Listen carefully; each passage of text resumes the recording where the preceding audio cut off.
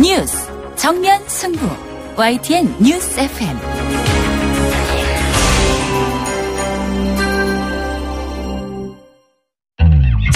외신 읽어주는 남자 정면 타임즈. 주파수 94.5 YTN 뉴스 FM 뉴스 정면 승부 3부 시작합니다. 외신 소식 알아보는 시간이죠. 코리아타임스 박시수 기자와 함께합니다. 안녕하세요. 안녕하세요. 프랑스 마크롱 대통령은 안녕하신지요?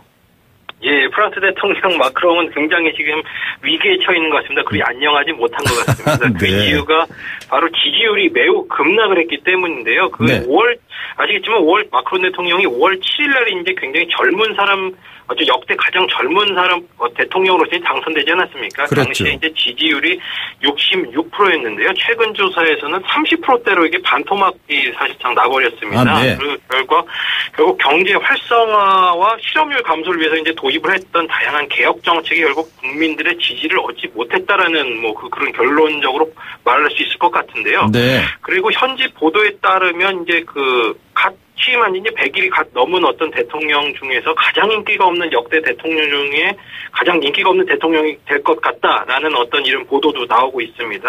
예. 마크롱 전임자죠. 올랑드 대통령은 취임 100일 정도의 당시에 지지율이 46% 정도였으니까요. 그 네. 외보다도 거의 10% 이상의 차이가 현재 나는 상황인 겁니다. 그래서 당연히 이렇게 지지율이 떨어지다 보니까 지금까지 도입을 추진했던 그 다양한 개혁 정책이 빨간불이 들어온 것은 당연하고요. 네. 그리고 또 그 중에서 노동법 개정에 대한 어떤 드라이브를 걸었었는데 그것이 또 어제는 또 전국 단위 어떤 총파업이 열리면서 그거에 대한 것도 굉장히 강한 반발을 또 지금 얻고 있는 게 사실입니다. 네, 그래서 어제 그렇군요. 있었던 전국 규모 반정부 시위는 이제 그 마크롱 정부가 출범한 지 첫 번째 있었던 시위였고요. 네. 전국에 180곳에서 시위가 일어났는데 약 4천여 개 사업장에 있었던 어떤 공무원 그리고 에너지 운송 부분에 종사하시는 분들이 이렇게 그 시위에 참여를 했다고 합니다. 네. 문재인 대통령을 굉장히 부러워할 것 같은데 말이죠. 그 인기 하락의 원인, 핵심 원인 뭡니까? 예, 방금 말씀드린 대로 이제 개혁 정책이 국민의 지지를 얻지 못했다라는 게 어떤 가장 골자인데요. 아무래도 그 분석을 보면 너무 급진적이었고 개혁 정책이 그리고 일방 통행 시기로 추진됐다라는 게 이제 현지 언론의 평가입니다. 일단 프랑스가 경제 성장률이 1.6%밖에 되지가 않습니다. 최근 이제 오랜 몇 년 동안의 경제 성장률이 1% 중반대밖에 되지 않았고요. 그 네. 반면에 실업률은 거의 9.5%, 한 10% 정도 가까이 되는데 그것이 영국의 2배라고 합니다. 2배 정도 수치라고 합니다. 결국은 그것을 좀 이제 낮춰보겠다라고 하는 어떤 다양한 정책이 있었는데요. 그것이 너무 아시겠지만 프랑스가 복지제도가 강한데 그런 복지제도를 감소시키고 결국은 노조의 어떤 힘을 좀 약화시키면서 결국 기업이 좀 운영하기 쉽게끔 채용과 해고를 쉽게 하는 어떤 이런 정책들이 결국은 많은 국민들에게 인기를 얻지 못한 게 아니냐 이런 것이 현지 언론의 보도 분석입니다. 네, 불통 논란도 여전한가요? 예, 분통 논란이라기보다는 약간 자극적 발언을 한 것도 하나 이번 이런 어떤 인기 지지도 급락에 어떤 영향을 준 거라는 좀 분석도 있는데요. 네. 지난 8일에 그리스 방문 중에 이제 마크롱 대통령이 한 말이 게으름뱅이 냉소주의자 극단주의자들에게는 아무것도 줄 것이 생각이 없다. 이런 어떤 굉장히 자극적 또 발언을 또 했습니다. 그러다 보니까 자연히 반대 야권에서는 또 이걸 갖고선 트집을 잡고 또 어떻게 보면 또 선동하는 어떤 그런 것을 했었겠죠. 그로 인해서 또 추가적인 또 이미지 하락 그리고 지지도의 하락 이런 것이 또 있었던 걸로 보입니다. 네. 일본 아베 총리는 확실히 안녕한 거 맞죠? 예, 그렇습니다. 아베 총리는 굉장히 지금 상황이 또 반대로 좋아졌습니다. 예전에도 말씀드렸지만 지방선거에서 참패를 했고요. 도쿄도 지방선거에서 그리고 비리 스캔들로 해서 굉장히 지지도가 추락을 했었지 않습니까? 당시에 그렇죠. 20% 정도까지 가서 내각이 교체되느냐 마냐 이 정도의 이제 분위기까지 갔었는데요. 네. 최근에 요미우리 신문 조사를 보면 지지율이 50%대로 급상승을 최근에 했습니다. 이거 결국 김정은이 지금 도와준 격 아닙니까? 그렇습니다. 바로 북한 관련 최근에 어떤 위기에서 트럼프 대통령과 어떤 아주 긴밀한 모습을 또 보였고 또 언론에 긴박하게 대처하는 모습을 보이면서 결국은 국민들이 지지도 이제 그거에 대한 어떤 모습의 신뢰를 좀 갖게 된 거라고 볼 수 있는 거죠. 네. 그렇기 때문에 방금 말씀드린 요미우리 조사에서는 50% 정도가 아베 총리의 어떤 정상회의가 굉장히 잘하고 있다는 평가를 받았고요. 그리고 NHK에서도 또 그 유사한 조사를 했는데요. 거기서는 아베 총리가 대북 대응을 잘하고 있다는 답이 69%나 나왔습니다. 네. 그러니까 어떻게 보면 50%가 더 올라갈 가능성이 또 있는 것으로 볼 수가 있는 거죠. 네. 그래서 결국은 앞으로 북한 이슈가 어떻게 진행되고 거기에 이제 아베 총리가 어떻게 대응을 하냐에 따라서 향후 어떤 향배가 결정될 것 같긴 한데 지금까지 해온 모습을 봤을 땐 굉장히 선방을 하고 있는 어떤 그런 모습을 볼 수 있을 것 같습니다. 네. 그러면 당연히 또 평화헌법 개정하겠다라고 또 이렇게 또 적극적으로 또 나서겠네요. 그렇죠. 예, 벌써 평화헌법 개정에 대한 다시 이제 재시동을 걸 움직임을 하고 있는데요. 아시겠지만 그 지지도가 내려감에 따라서 그 한동안 이게 아베가 이끄는 자민당 쪽에서 이제 헌법 개정 추진본부라는 게 있는데 그게 활동이 중단이 됐었습니다. 그런데 이렇게 지지도가 오르면서 지난 화요일이죠. 다시 전체회의를 열었다고 하고요. 거기서 어떤 앞으로 이것을 어떻게 다시 추진할 것인가에 대한 어떤 토론과 논의가 있었다라고 현지 보도는 또 전했습니다. 네, 그렇군요. 미국은 지금 허리케인 어마 때문에 경제적 피해가 엄청나다고 하던데요. 네, 그렇습니다. 허리케인 어마가 지난주부터 이번 주 초까지 굉장히 플로리다 쪽을 휩쓸고 지나가지 않았습니까? 그렇죠. 그로 인해서 현재까지 확인된 사망자가 61명으로 현재까지는 집계가 됐습니다. 미국 본토에서만 23명이고요.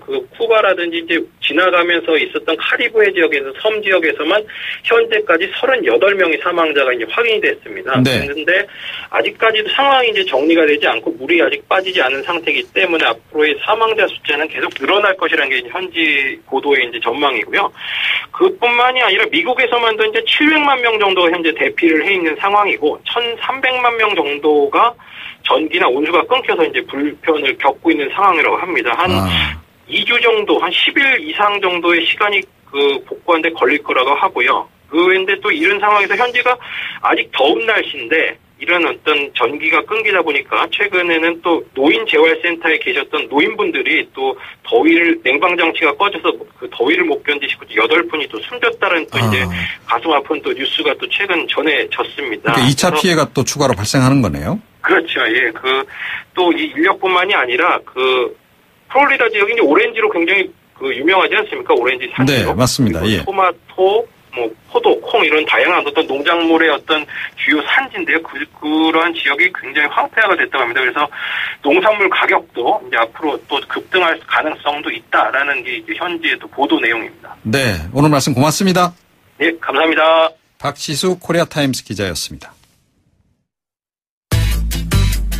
뉴스 정면 승부. 방송 들으시고 의견 있으신 분들은 지금 바로 샵 0945, 샵 0945. 짧은 문자 50원, 긴 문자 100원이 부과되는 휴대전화 문자 메시지를 보내주세요. 오늘 들으신 방송은 YTN 라디오 홈페이지와 뉴스 정면 승부 팟캐스트를 통해 다시 확인할 수 있습니다.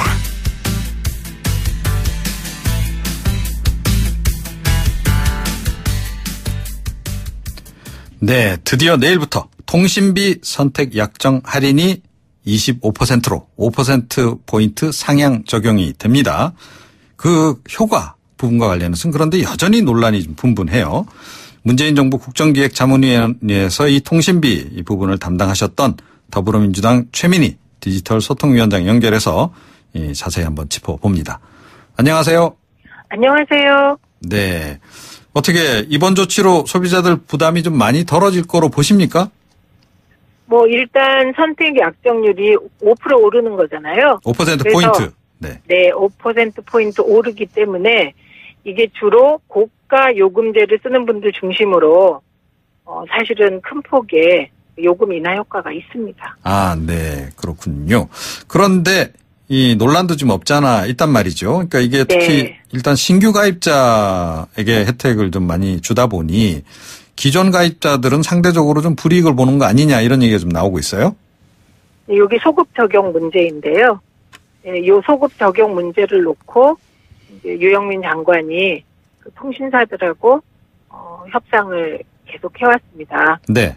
그리고 요 소급 적용을 할 경우에는 뭐 이런저런 반발도 컸고 법적으로도 뭐 이런저런 소송하겠다는 얘기가 있었기 때문에 일단 그 할인율 5%를 일률적으로 인상하되 요 소급 적용 부분에 대해서는 통신사별로 자율적인 안을 만들어라. 이렇게 한 게 이제 정부의 최종 결정이고요. 네. 네, 그래서 SK텔레콤 같은 경우는 12개월 약정을 한 경우 자녀가 6개월 미만이면 그냥 15일부터 바로 25% 적용받으실 수 있습니다. 아, 그렇군요. 예, 다만 이 경우 보통은 이제 그 위약금을 물잖아요. 네, 그렇죠. 이 위약금을 유예하겠다 이렇게 얘기를 했죠. 아, 그렇군요. 네, 그러니까 요 유예를 하겠다는 의미는요. 6개월 이내에 다시 요금제를 바꿀 경우에는 2배로 위약금을 물게 된다는 뜻입니다. 아, 예, 그렇군요. 네. 이거 이 부분 잘 좀 확인 안 하면 소비자들이 또 의외의 또 불이익을 볼 수도 있겠네요. 그렇죠. 그리고 KT 같은 경우는 연내에 위약금 없는 재약정 제도를 마련해서 그 소급 적용할 수 있는 제도를 만들겠다. 이렇게 얘기를 한 거고요. 그다음에 LGT의 경우는 10월에 마련하겠다. 이렇게 얘기를 하고 있기 때문에 이제 소급 적용을 일률적으로 정부가 강제해서는 하지는 않지만 통신사별로 대안을 마련하고 있는 중이고요. 그리고 또 이게 보면 매월 60 내지 70만 명 정도의 소비자가 약정 기간이 만료됩니다. 네. 그렇게 해서 넘어오게 되면 1년이면 거의 1,000만 명에 가까운 분들이 이제 5% 할인을 더 받을 수 있고요. 아, 예. 그리고 2년이 지나면 모든 가입자가 25% 혜택을 받게 되는 것이죠. 알겠습니다. 결과적으로 이제 그런 효과가 나올 거다. 이렇게 지금 보시는 거네요. 네. 예, 그렇게 지금 통신요금이 내려가긴 하는데 이 제조사 단말기 가격은 요즘 좀 고가폰이 계속 지금 출시되고 있는 그런 상황이어서 이 결과적으로 매달 국민이 지불하는 통신료는 오히려 좀 늘어날 수밖에 없는 거 아니냐. 그래서 이 제조사만 빼고 이동통신사만 겨냥해서 이렇게 정책 내놓는 게 과연 정답이냐라고 하는 지적도 있어요. 그러니까 이거를요, 저희가 국정기획자문위원회에서 발표했던 그 단기 대책들은 시행령 안에서 할 수 있는 것과 국회와 함께 해결해야 되는 두 가지로 나누어져 있습니다. 네. 그래서 지금 말씀하신 단말기 가격 인상과 관련하여서는 진짜 국회가 나서 주셔야 하는 겁니다. 아, 예. 예, 왜냐하면 단말기 유통법, 단통법에 분리공시 조항이 들어가면 이게 이제 단말기 고가로 인한 소비자 피해를 줄일 수 있는 길이거든요. 네. 요거는 법 개정사항이거든요. 네, 그리고 또 단말기 국내외 가격 비교 공시를 또 하기로 했습니다. 네. 그래서 요렇게 국회 차원의 논의가 필요한 것들은 국회에서 빨리 논의를 해주셔야 됩니다. 아, 알겠습니다. 네. 이건 뭐 지금 야당도 좀 협조를 좀 적극적으로 해줘야 되는 부분이겠네요. 결과적으로. 예, 이거는 지금 대선 때 보면요. 총대선 때 보면 선거 때마다 통신비 인하가 모든 당의 공약입니다. 맞습니다. 네. 예, 그렇기 때문에 저는 단통법의 분리공시 조항 넣는 거 하고 그다음에 보편요금제 같은 거는 일단 논의를 빨리 해주셔서 합의할 수 있는 것부터 합의해서 빨리 통과시켜 주시기를 기대합니다. 그래야 고가 단말기로 인한 피해를 막을 수 있습니다. 네.